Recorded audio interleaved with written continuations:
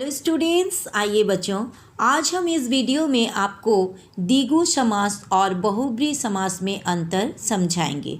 ये बहुत ही important topic है। बहुत बच्चे कंफ्यूज हो जाते हैं कि द्विगु समास और बहुब्रीहि समास दोनों में अंतर करने में बहुत ही कंफ्यूज हो जाते हैं और एग्ज़ाम में गलत कर बैठते हैं। क्योंकि बच्चे, आप सभी जानते हैं कि द्विगु समास का जो पहला पद, समस्त पद का जो पहला पद होता है वो संख्यावाची होता है, यानी संख्या रहने से उसको द्विगु समास लिखा जाता है। लेकिन हमेशा संख्या देख के अगर आप द्विगु समास लिख देंगे तो वो गलत हो जाएगा।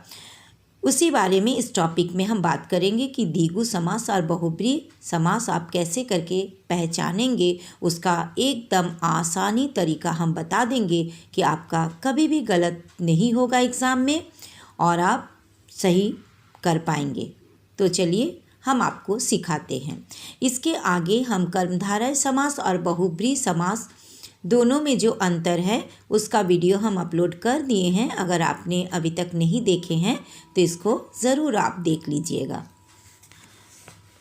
कुछ समास ऐसे हैं जो द्विगु और बहुब्रीहि दोनों के अंतर्गत ही रखे जाते हैं। ऐसे में इनके विग्रह को देखकर, यानी समास का विग्रह को देखकर ही कहा जा सकता है कि ये द्विगु समास है या बहुब्रीहि समास। द्विगु समास में समस्त पद का पहला पद संख्यावाचक विशेषण होता है और दूसरा पद उसका विशेष्य। यानी द्विगु समास का जो समस्त पद है उसका पहला पद जो होता है वो संख्या रहता है, संख्यावाचक विशेषण होता है, और दूसरा पद उसका विशेष्य। और पूरा समस्त पद जो है वो समूह का बोध कराएगा, वही हो जाएगा द्विगु समास। और बहुब्रीहि समास क्या होता है? कुछ बहुब्रीहि समासों में पहला पद संख्या सूचक तो होता है परंतु ये संख्या की सूचना नहीं देता है। कुछ बहुब्रीहि समास में पहला पद जो है वो संख्यावाची तो होता तो है परंतु ये संख्या की सूचना ना दे करके, बल्कि ये पद दूसरे पद से मिल करके, पहला पद जो है वो दूसरे पद से मिल करके किसी तीसरे पद की ओर संकेत करता है।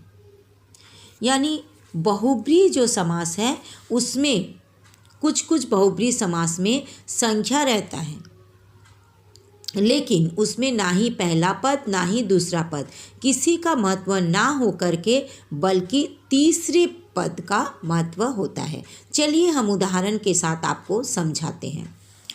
पहला हम लिए हैं उदाहरण चतुर्मुख। इसको जब हम विग्रह किए तो लिखे हैं चार मुखों का समूह, चार मुखों का समूह। तो यहाँ पर देखिए समस्त पद का जो पहला पद है वो क्या है? चार, यानी संख्यावाची विशेषण है, संख्यावाचक विशेषण है, और मुख जो है ये विशेष्य है। तो ये क्या हो जाएगा?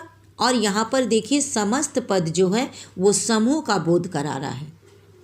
एकदम इजी ट्रिक आप याद रखिएगा कि पहला जो है वो संख्या रहेगा, दूसरा जो है वो क्या रहेगा?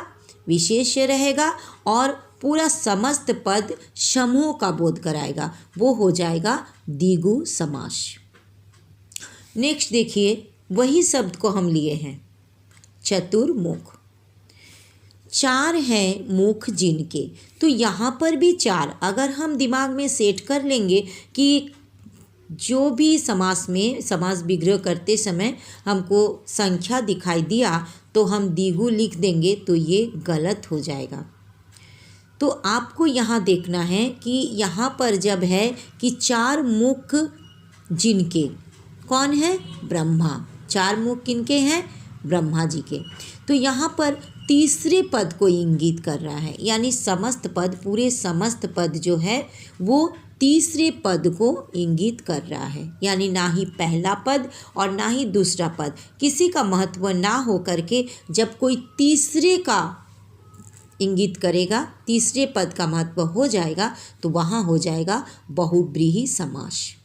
चलिए और एक उदाहरण से आपको हम समझाते हैं। यहाँ सेकंड नंबर में हम लिए हैं त्रिलोचन। यहाँ पर समास का विग्रह किए, तीन लोचनों का समूह। लोचन मतलब नयन यानी आँख। तो यहाँ पर देखिए तीन, ये क्या है? संख्यावाची विशेषण है। लोचन हो गया विशेष्य और ये समस्त पद समूह का बोध करा रहा। जहाँ पर समूह का बोध होगा वो हो जाएगा द्विगु समास। और यहाँ नेक्स्ट देखिए, उसी को हम लिए, उसी शब्द को, त्रिलोचन। तीन है लोचन जिसके, तीन है लोचन जिसके सीब अर्थात सीब। तो यहाँ पर दोनों का महत्व ना हो करके पहला पद और दूसरा पद दोनों का महत्व ना हो करके तीसरे पद का यहाँ महत्व दिया जा रहा, तीसरे पद की ओर इंगित हो रहा है। सीब, तीन लोचन किनके हैं?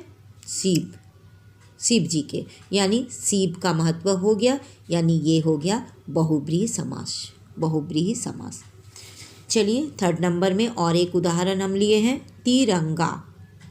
तीन रंगों का समाहार। यहाँ तीन क्या हो गया? संख्या हो गया, संख्यावाचक विशेषण। रंग हो गया विशेष और यहाँ पर समूह यानी समाहार मतलब समूह, समूह का बोध करा रहा। समस्त पद जो है वो समूह का बोध कराया, इसलिए ये हो जाएगा द्विगु समास, द्विगु समास। नेक्स्ट देखिए, यही शब्द को हम लिए हैं तिरंगा। तीन है रंग जिसमें, तीन है रंग जिसमें अर्थात भारत का राष्ट्रीय ध्वज। देखिए तीसरे का महत्व हो गया, तीन रंग है जिसमें भारत का राष्ट्रीय ध्वज, इसका तीसरे की ओर इंगित किया। पहला पद और दूसरा पद मिल करके ये तीसरे जो पद है उसको इंगित किया, उसका महत्व हो गया। तो यहाँ कौन सा समास हो जाएगा? बहुब्रीहि, बहुब्रीहि, बहुब्रीहि समास। नेक्स्ट चलिए और एक उदाहरण लिए हम फोर्थ नंबर में, दशानन। 10 आनन का समूह। यहाँ पर देखिए 10 क्या है? 10 ये है संख्यावाचक विशेषण, संख्यावाचक विशेषण, और आनन, आनन मतलब मुख, तो ये है विशेष।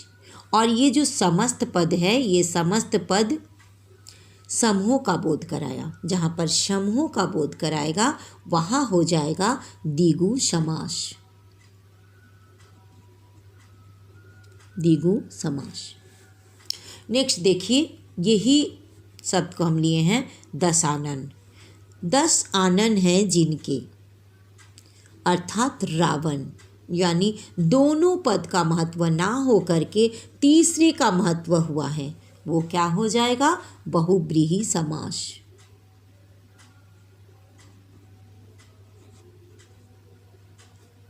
बहुब्रीहि समास।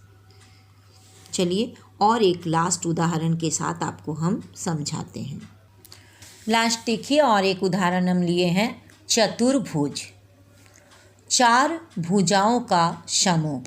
यहाँ पर 4 ये क्या है? संख्यावाचक विशेषण है, और भुजाओं ये क्या है? विशेष है। तो यहाँ पर 4 भुजाओं का, और देखिए ये जो समस्त पद है चतुर्भुज, ये समूह का बोध कराया, यानी ये कौन सा समास होगा बच्चों? आप इतना देरी तक समझ ही गए होंगे, जिसका पहला पद संख्यावाचक विशेषण हो और दूसरा पद विशेष हो, और ये पूरा समस्त पद जब समूह का बोध कराएगा तो वो हो जाएगा द्विगु समास, द्विगु समास। और यही शब्द को हम लिए हैं चतुर्भुज, और यहाँ पर समास का विग्रह किए हैं, 4 भुजाएं हैं जिनकी विष्णु अर्थात विष्णु।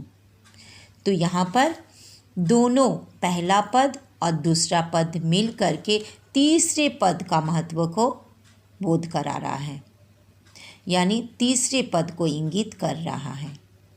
तब ये क्या हो जाएगा बच्चों? आपको अभी तक समझ में आ ही गया होगा, ये हो जाएगा बहुब्रीहि समास,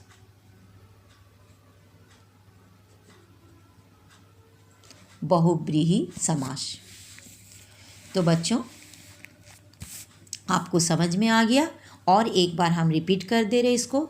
जब आपको समास को विग्रह करने के बाद आपको दिखाई देगा कि पहला पद जो है वो विशेषण होगा, यानी संख्यावाचक विशेषण होगा, और दूसरा जो पद है वो विशेष होगा, और ये पूरा समस्त पद जो है वो समूह का बोध कराएगा, तो वो हो जाएगा द्विगु समास।